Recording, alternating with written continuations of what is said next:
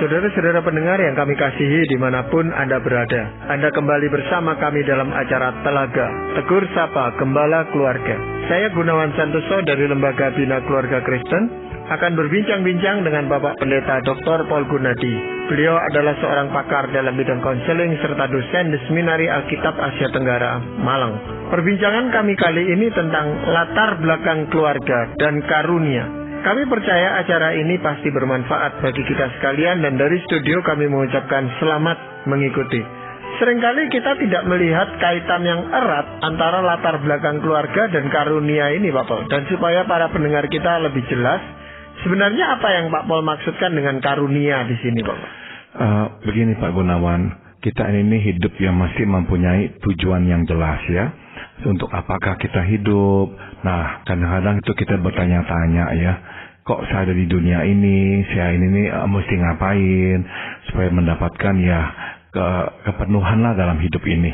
Nah, kita tahu bahwa Tuhan memanggil kita untuk terlibat dalam pekerjaannya. Dan pekerjaan Tuhan adalah agar kita manusia bisa mengenalnya dan menerima kasih karunia-Nya dalam Kristus Yesus. Nah, ini panggilan umum untuk kita semua sebagai anak-anak Tuhan. Tapi kita itu tuh mau tahu secara lebih spesifik tempat kita di dalam panggilan Tuhan yang umum itu. Nah, kalau kita bisa temukan tempat kita, barulah kita itu merasakan, oke, inilah tugas saya nih. Inilah yang saya harus selesaikan selama hidup saya ini. Nah, misalkan sebagai contoh saya ini meyakini bahwa ya panggilan Tuhan untuk saya secara umum adalah menjadi alat Tuhan. Supaya lewat saya ada orang dan mudah-mudahan ada banyak orang yang bisa mengenal Yesus dan menerima kasih karunia-Nya. Nah, tempat saya yang spesifik adalah dalam kesehatan jiwa. Saya ini meyakini Tuhan memberikan kepada saya karunia dalam hal ini. Jadi saya mau mengabdikan diri saya melayani Tuhan lewat ya kesehatan jiwa ini. Nah, keluarga atau anak atau apa itu masuk dalam kesehatan jiwa ini. Nah, jadi untuk kita bisa mengerti sebetulnya apa itu tempat kita mesti tahu karunia kita. Nah, dalam contoh saya meyakini karunia saya adalah memang menolong, membimbing, memberikan arahan atau konseling. Nah, kita mesti mengetahui karunia kita terlebih dahulu. Baru nanti bisa kita tahu tempat kita di dalam hidup ini dan terutama untuk menjalankan panggilan Tuhan yang umum itu. Nah, karunia itu sangat-sangat dipengaruhi bukan saja dengan bakat bawaan yang kita memang sudah diperlengkapi Tuhan, tapi juga oleh latar belakang pertumbuhan kita atau bagaimanakah kita dibesarkan oleh keluarga kita, Pak Gunawan. Nah, seringkali justru banyak orang yang kesulitan menemukan karunia apa sih sebenarnya yang ada atau yang diberikan Tuhan kepadanya, Pak Paul, sehingga dia terus berganti-ganti profesi atau berganti-ganti pelayanan dan sebagainya. Karena itu, Pak Paul. Nah, seringkali Pak Gunawan kita itu tuh nggak mengerti jelas ya, karena misalnya ya kesalahan yang sering kita perbuat adalah kita itu tuh membandingkan diri dengan orang lain. Jadi kita bertanya-tanya mana yang lebih baik, saya atau orang lain. Kalau kita anggap kita lebih baik dalam hal ini, maka kita berkata, oh saya punya karunia dalam hal ini. Nah, itu keliru. Yang kita mesti lakukan adalah kita mesti membandingkan diri kita dengan diri sendiri. Jadi di antara semua hal yang bisa kita lakukan, manakah yang dapat kita lakukan paling baik? Nah, yang dapat kita lakukan paling baik itulah yang merupakan karunia. Karena ini nih sangat konsisten dengan konsep persembahan. Di dalam firman Tuhan kita tahu Tuhan meminta kita untuk membawa persembahan kita dan Tuhan menuntut persembahan terbaik. Jadi apa tuh yang kita miliki yang terbaik, itu yang kita berikan kepada Tuhan. Nah, sama juga dengan menemukan karunia, lihatlah dalam diri kita apa yang bisa kita lakukan dengan baik dan paling baik di antara hal-hal lain yang dapat kita lakukan.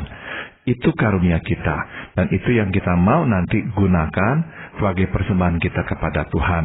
Itu yang nanti kita mau kembangkan sebagai karunia kita untuk kita mencapai tempat di mana kita nanti bisa melakukan atau memenuhi panggilan Tuhan. Nah, kaitannya dengan latar belakang keluarga bagaimana, Pak?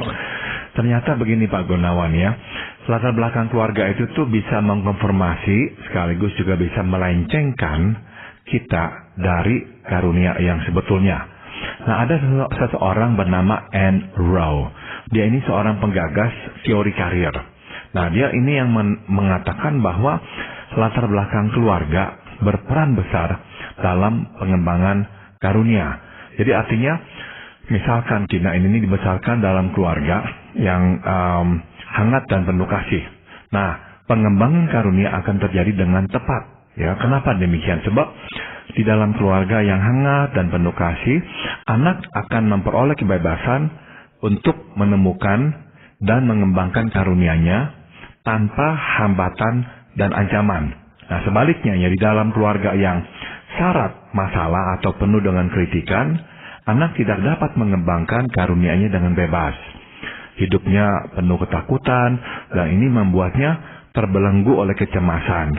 Sehingga energi untuk mengembangkan karunia akhirnya tersedot hanya untuk menenangkan diri. Jadi misalnya, dia itu tuh mempunyai minat ya terhadap bidang misalkan saja lah ya, keperawatan lah gitu. Dari kecil dia suka lah dengan hal-hal yang bersifat keperawatan. Dia mungkin pernah melihat ayahnya dirawat di rumah sakit dan dia sangat kagum dengan pengabdian seorang juru rawat, dan dia juga kebetulan menyenangi obat-obatan dan sebagainya. Nah, misalkan keluarganya itu tuh hangat penuh kasih, maka dia dapat terus memikirkan apa yang dia bisa lakukan. Dia bisa memikirkan langkah-langkah menuju kepada impiannya menjadi seorang perawat dan mengembangkan dirinya di sana. Dan belum lagi dia dapat dorongan dari orang tua yang berkata, jalan terus, silakan, papa mama dukung, pokoknya kamu mau jadi perawat, ya jangan khawatir yang lain-lainnya. Bayangkan Pak Gunawan kalau keluarganya nggak seperti itu. Bukannya dorongan, malahan kita itu tuh sering diomel-omeli. Ya, bukannya penguatan, memang kamu bisa di sini, dimarahi, dibodoh-bodohi. Kamu gini nggak bisa, kamu gitu nggak bisa. Atau orang tua terlalu sering konflik, sehingga kita itu tumbuh besar dengan ketakutan, kecemasan. Nah, bagaimana bisa memikirkan masa depan? Bagaimana bisa memikirkan mau menjadi apa? Sebab semua energi udah difokuskan pada apa? Bagaimana bertahan hari ini? Bagaimana supaya papa mama ini hari nggak ribut? Atau bagaimana jangan sampai saya membuat PR terganggu kalau papa mama nanti ribut? Jadi anak-anak yang dibesarkan dalam keluarga yang syarat dengan konflik seperti itu, energinya tersedot untuk hanya membentengi diri, membalut diri dari luka, sehingga pengembangan dirinya, apa yang bisa dilakukannya, apa karunianya, apa impiannya, itu akhirnya nggak pernah bisa tergali. Ya, kadang-kadang ada orang-orang tertentu yang memang sebenarnya di keluarganya itu sudah baik Pak Boleh ya, tetapi terkendala oleh biaya yang harus digunakan untuk mencapai tujuan itu sendiri, sehingga tidak berkembang itu, tidak bertumbuh itu karunianya itu. Bisa jadi ya, kalau memang ya apa yang harus dikerjakannya itu memang menuju biaya yang besar dan dia nggak punya uang, ya udah tentu terhalangi lah. Namun kalau memang dukungan orang tua itu ada, kasih sayang itu ada, seenggaknya si anak itu cukup jelas lah. Karena inilah karunianya dia. Tapi belum ada kesempatannya dah. Ya mungkin harus tunggu atau mungkin harus cari jalan lain. Tapi seenggaknya jelas. Tapi kalau dalam keluarga syarat konflik, nggak ada kehangatan, nggak ada dukungan yang bisa membuat si anak maju. Nah, bukannya si anak itu jadi bukannya dia nggak bisa lagi tuh mengetahui dengan jelas apa yang ingin dilakukannya, karena benar-benar dia buta. Sebab benar-benar semua energi dipusatkan hanya pada masalah-masalahnya yang sekarang ini. Ya, masalah yang lain lagi yang sering kali terjadi adalah orang tua lah yang menetapkan karunia terhadap anak itu. Karena orang tuanya merasa dia mempunyai karunia dalam bidang tertentu, misalnya kedokteran. Nah, anaknya ini dibuat sedemikian rupa supaya anaknya juga punya karunia untuk jadi dokter gitu Pak Paul. Betul, jadi kadang-kala ada orang tua yang langsung ya menganggap anak saya ini pastilah seperti saya, atau ya bukannya mereka menyadari bahwa pasti seperti dia, tapi inilah tuntutannya. bahwa anaknya akan seperti dia. Nah, kalau kebetulan anak itu punya kemampuan yang sama, ya nggak apa-apa. Tapi kalau enggak punya kemampuan yang sama, dia akan sangat menderita. Sehingga akhirnya dalam pertumbuhannya, dia nggak pernah bisa berkesempatan menggali karunia-nya sendiri. Sebab, ya dari atas sudah dijatuhkan vonis, kamu harus jadi apa. Nah, sehingga dia nggak memiliki kebebasan, dan dia nggak pernah bisa sungguh-sungguh menemukan karunia-nya dalam hidup ini. Dan itu yang membingungkan anak terutama Pak Paul. Dia merasa kebingungannya. Dia akan bertanya-tanya, karunia ini sebenarnya dari Tuhan atau dari orang tua saya gitu Pak Paul. Nah, sudah tentu karunia adalah hal yang memang kita sudah bawa dalam bentuk yang sederhana sejak kita lahir.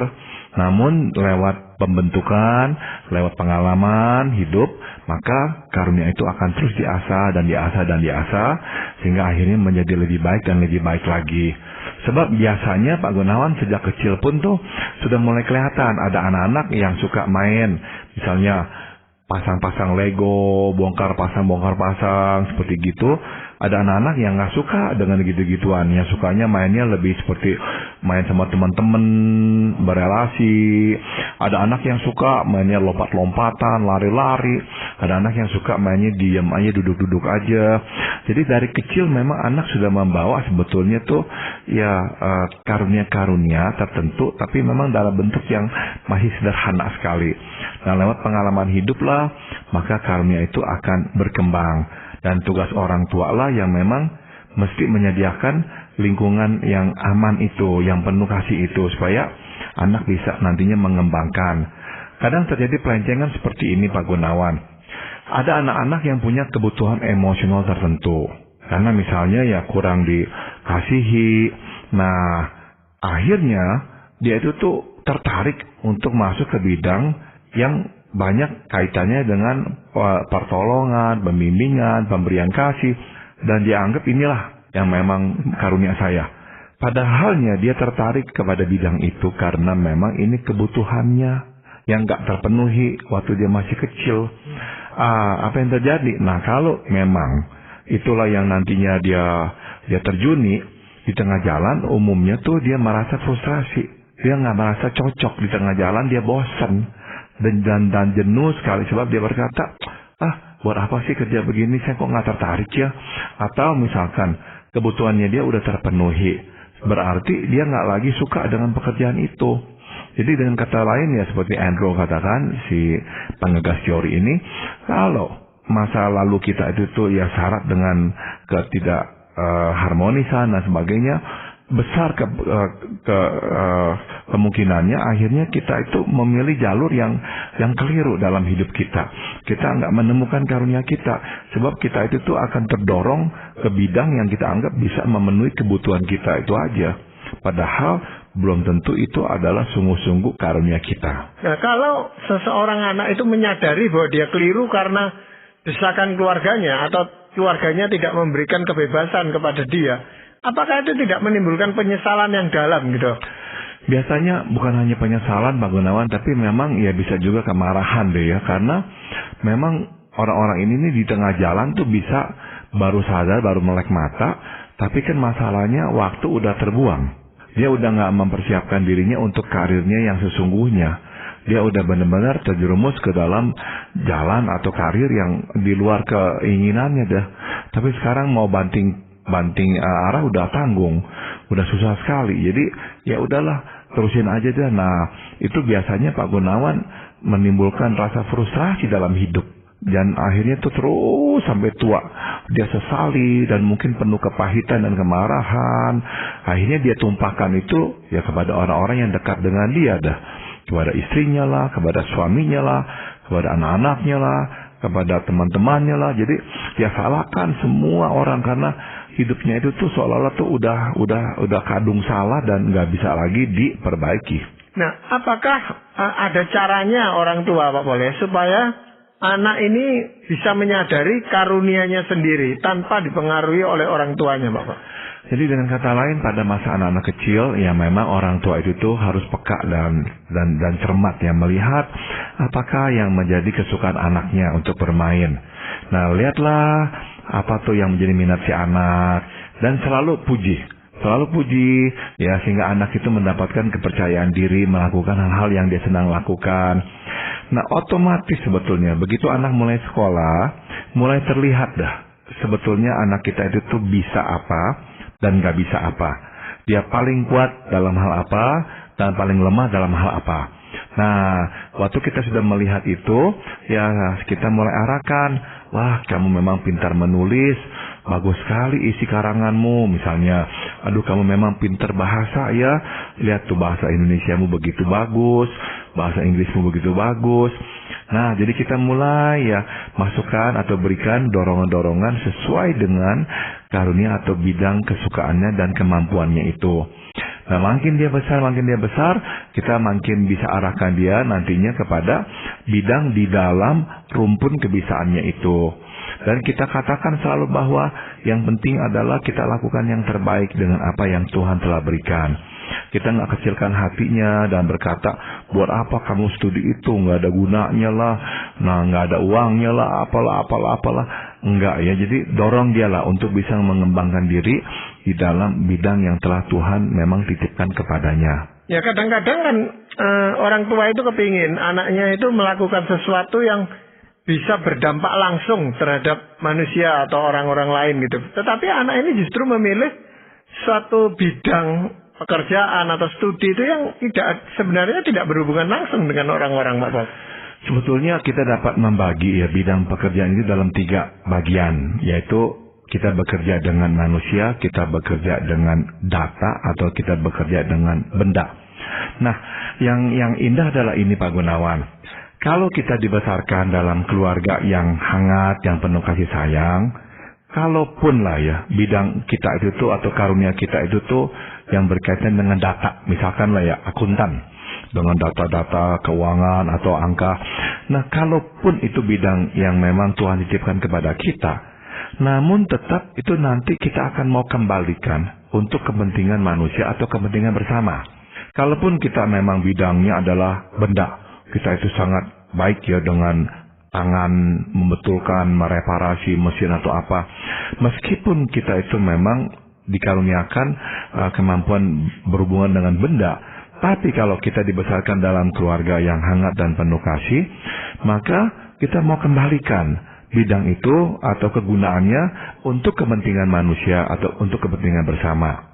Tapi sebaliknya Pak Gunawan, kalau kita dibesarkan dalam keluarga yang nggak hangat, penuh kecurigaan, penuh dengan kritikan dan serangan-serangan, nah kalaupun memang karunia kita itu tuh karunia yang berhubungan dengan manusia, misalkan lah menjadi seorang konselor atau penolong atau apa, kalau nggak hati-hati Pak Gunawan, kita akan gunakan karunia itu untuk kepentingan sendiri loh, bukan untuk kepentingan orang lain.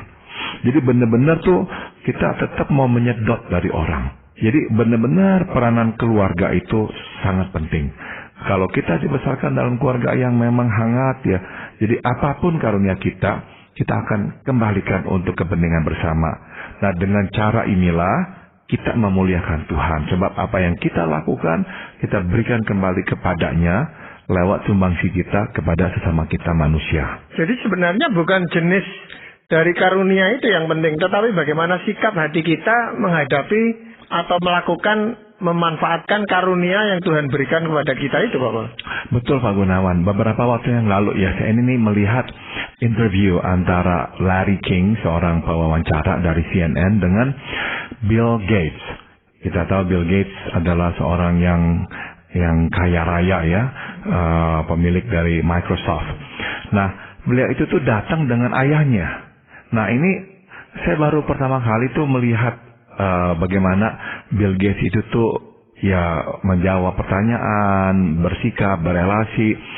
Waktu saya mendengar Bill Gates dengan ayahnya saling berbicara, menjawab pertanyaannya Larry King, saya terkagum-kagum Pak Gunawan. Kenapa saya terkagum-kagum? Karena memang saya melihat seorang yang memang sangat baik ya, murah hati gitu. Nah, kita tahu kan Bill dan istrinya Melinda Gates itu membuat sebuah yayasan sosial yang memberikan jutaan dolar kepada orang-orang miskin yang nggak bisa sekolah, diberikan kesempatan untuk bersekolah dan segala jenis kebutuhan-kebutuhan lainnya.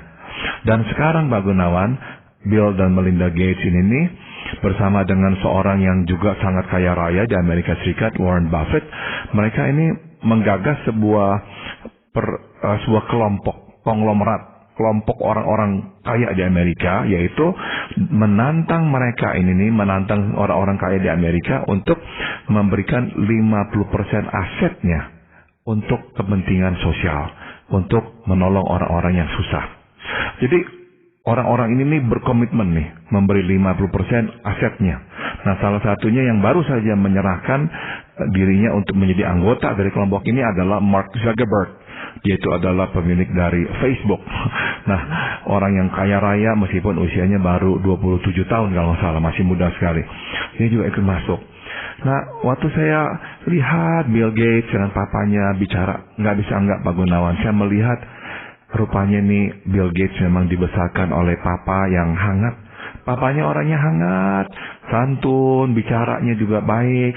Bill Gates juga bicaranya hangat, baik, nggak ada tuh nada kesombongan, sangat bersahaja sekali ya mereka ini. Jadi saya nggak heran meskipun bidangnya Bill Gates kan sebetulnya itu bidang benda, bidang data ya, bukan bidang kemanusiaan, bukannya dia itu seorang psikolog atau bidang-bidang sosial lainnya, bukan. Tapi yang dikerjakannya dia kembalikan untuk kepentingan manusia. Dia memikirkan orang lain yang lebih susah darinya, bagaimana bisa menolongnya. Nah, kita lihat jadinya betapa indahnya tuh sebetulnya dampak dari keluarga yang sehat pada anak-anaknya Pak Gunawan. Dan pada ujung-ujungnya, terutama bagi kita orang yang percaya kepada Tuhan Yesus, maka karunia yang digunakan, dimanfaatkan dengan baik ini akan memuliakan Tuhan, Pak Khalid. Bukan hanya sekedar menolong orang, tetapi Tuhan itu yang dipermuliakan itu.